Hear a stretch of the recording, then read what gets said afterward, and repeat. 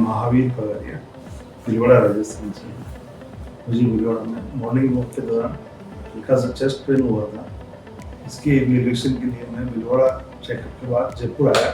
Doctor Sanjeev Sharma साहब से मिला।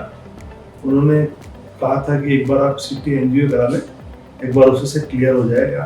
कि सीटी एंजियो कराया तो उसमें कैल्शियम स्कोर ज़्यादा था, वो पॉसिबल हो नहीं पाया। तो संजीव शर्मा सर ने कहा एंजियोग्राफी करके देखते हैं। एंजियोग्राफी करी तो उसमें एक जो मेन आर्टरी है उसमें 100% ब्लॉकेज था, कैल्शियम जमा हुआ था। 2 आर्टरीज में और 60% ब्लॉकेज था और अच्छी पोजीशन नहीं थी। सर संजीव शर्मा सर ने डिसीजन लेके मतलब कहते हैं वायरिंग करके पहले कैल्शियम को साफ किया। उस मेन आर्टरी में 2 स्टंट लगाए, करीब 2 घंटे का ऑपरेशन था। और एक तरह से ये माने कि बाईपास सर्जरी की जरूरत थी, लेकिन संजीव शर्मा की वजह से एंजियोप्लास्ट ही हो गया। और ये माने कि अगर अमेरिका में होते तो भी ऐसा ट्रीटमेंट नहीं मिल सकता था। तो संजीव शर्मा सर ने यहाँ पर किया है मेरा, और मैं काफ़ी ठीक हूँ। मैं डॉक्टर संजीव शर्मा, उनकी पूरी टीम और पूरा हॉस्पिटल मैनेजमेंट को बहुत बहुत धन्यवाद। नमस्कार। महावीर जी ये 50 years old male patient Bhilwara को बिलोंग करते हैं और इनको लास्ट 2 वीक से चलने में इनको चेस्ट में डिस्कम्फर्ट हुआ, जिसको हम एफर्ट इंजाना कहते हैं। और वैसे इनकी age 50 years is quite young, लेकिन सिम्टम्स टिपिकल थे। तो इनिशियल इनका इवोल्यूशन भीलवाड़ा में हुआ और उसके बाद में फिर ये फर्दर चेकअप के लिए EHCC हॉस्पिटल में हमारे पास में। और रूटीन टेस्ट में हमने पाया कि इनको डायग्नोस्टिक एंजियोग्राफी करनी चाहिए because symptoms were very typical. और एंजियोग्राफी वो टेस्ट है जो कि हमारे को पूरा क्लैरिटी देता है कि ब्लॉकेज कितना है, सीवियरिटी कितनी है, किस लोकेशन पे है और क्या इनके लिए बेस्ट रहेगा। तो ब्लॉकेज जो है इनके 3 नसों में ही थी। लेकिन जो हार्ट की सबसे मेन नस है LED, उसमें लॉन्ग सेगमेंट क्रॉनिक ऑक्लूजन था, मतलब वो 100% बंद थी और काफ़ी लंबे हिस्से में वो 100% बंद थी। और इट वॉज ओल्ड ब्लॉकेज जिसमें कैल्शियम की मात्रा थी, काफ़ी हार्ड ब्लॉकेज था।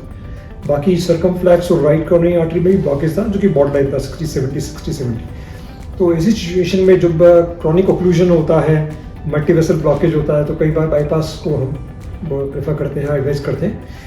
लेकिन जैसे ये इज़ क्वाइट यंग, 50 इयर्स था, तो हमारे ये था कि किसी तरह से अगर बाईपास अगर अपन इस उम्र में अवॉइड कर सकें, keep it for future as a reserve option. तो फैमिली से पूरा डिस्कस हुआ and then we had plan for angioplasty, complex angioplasty for total 100% chronic total occlusion. तो इसमें हमारे स्पेशल हमारे हार्डवेयर्स होते हैं, माइक्रो कैथेटर्स, वायर्स। तो उन माइक्रो कैथेटर और स्टिफ वायर के थ्रू हमने इसको ब्लॉकेज को क्रॉस किया।